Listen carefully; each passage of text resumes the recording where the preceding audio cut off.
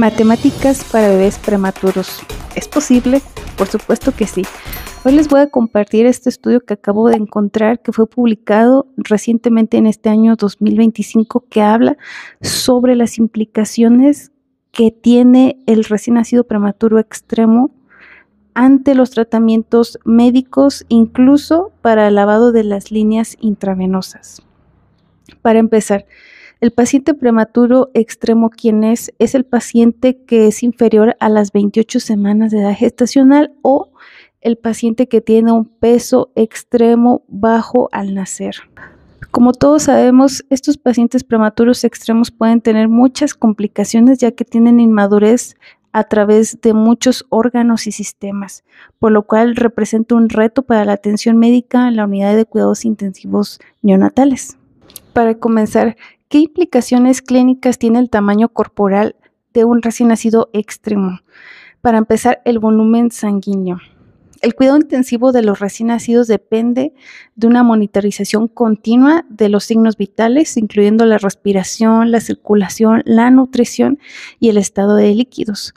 Por lo menos el paciente va a requerir durante sus primeras 2 semanas de vida el uso de catéteres permanentes para la monitorización hemodinámica y extracciones sanguíneas repetidas para el control de gases arteriales y electrolitos. Dependiendo de la gravedad del paciente, la repetición de los laboratorios pueden realizarse a menudo a lo largo del día.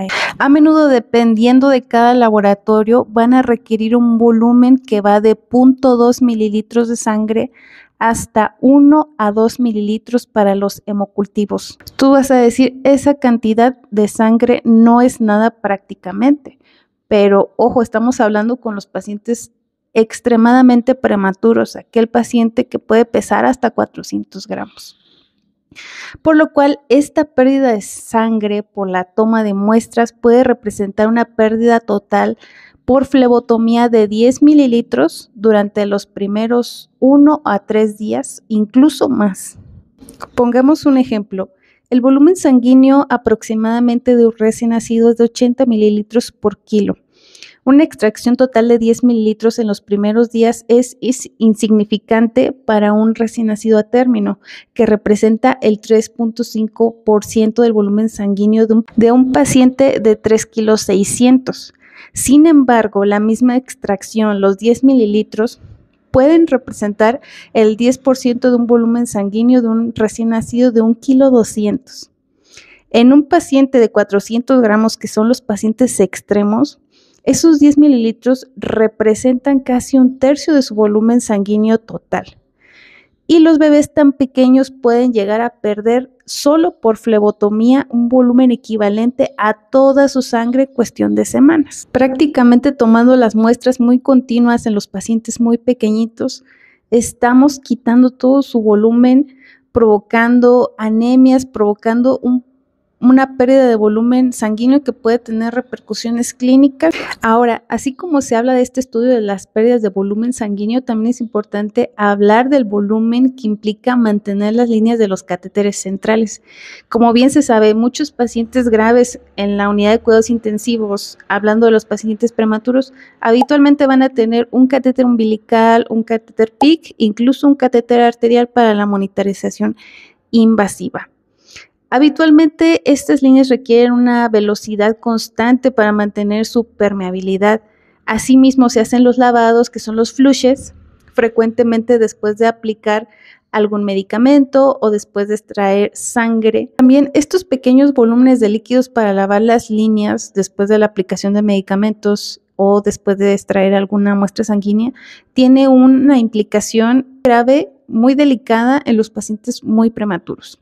Preguntar, ¿cuál es el volumen común de infusión para mantener las líneas centrales permeables? Aproximadamente sería de 0.5 mililitros por hora. Los volúmenes de lavado típicos son de 0.3 mililitros para los medicamentos y hasta 1 mililitro para extracciones desde un catéter. Para un bebé con 10 extracciones de laboratorio, desde un catéter arterial umbilical y medicamentos administrados en los primeros días, esto suma de 6 a 8 mililitros de puros lavados de puro lavar después de los medicamentos cada 24 horas. O sea, es un volumen extra que está recibiendo el paciente. Añádele una taza de infusión para mantener el catéter permeable de 0.5 mililitros por hora, que añade 12 mililitros de volumen al día.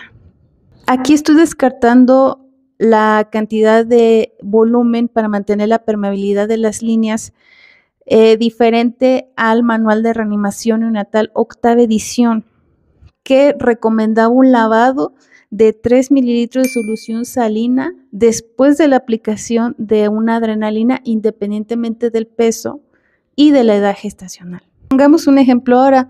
Imagínense que tienen un bebé a término que pesa 3 kilos 600.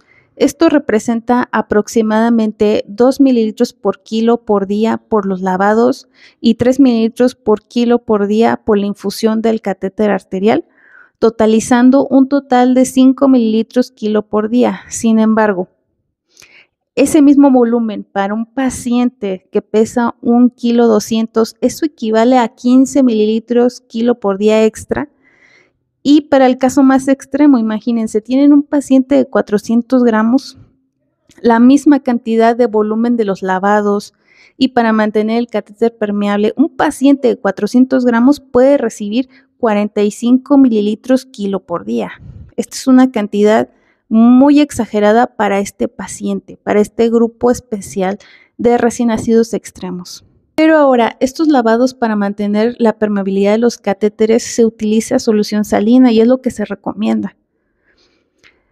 La solución salina tiene sodio, por lo cual el sodio puede representar una carga extra que un bebé recibe de una infusión. Para un bebé a término, estos lavados de solución salina, el sodio solamente representa 0.5 miliequivalentes kilo por día, pero si aplicamos los mismos volúmenes de solución salina, un paciente extremo de 400 gramos va a recibir la cantidad de 4.6 miliequivalentes kilo por día. Esta cantidad de sodio es superior a la que normalmente se le proporciona en una nutrición parenteral en los primeros días de vida. En algunas instituciones de salud o en algunos países todavía pueden utilizar la heparina para mantener permeable los catéteres. Sin embargo, la heparina requiere más investigación para utilizarla en la población neonatal.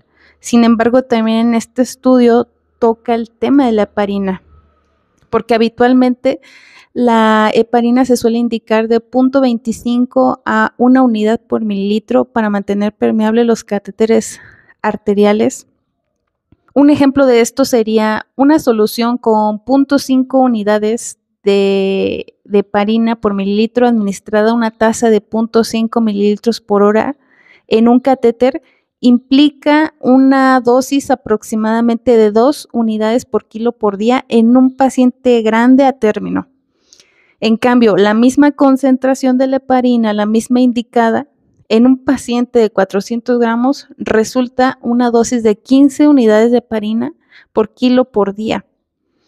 Dado que ni la depuración ni las propiedades dinámicas de la heparina han sido estudiadas en estos pacientes tan vulnerables, que la heparina por el momento queda descartada hasta que no sugieran más investigación de este medicamento de alto riesgo.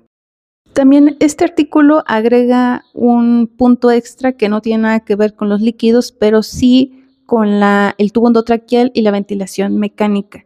Habitualmente cuando se realiza el curso de reanimación neonatal, la octava edición, marca fórmulas muy puntuales para calcular el número de tubo endotraqueal, incluso la profundidad del mismo. Pero el paciente prematuro extremo, este sí tiene que individualizarse de esa atención.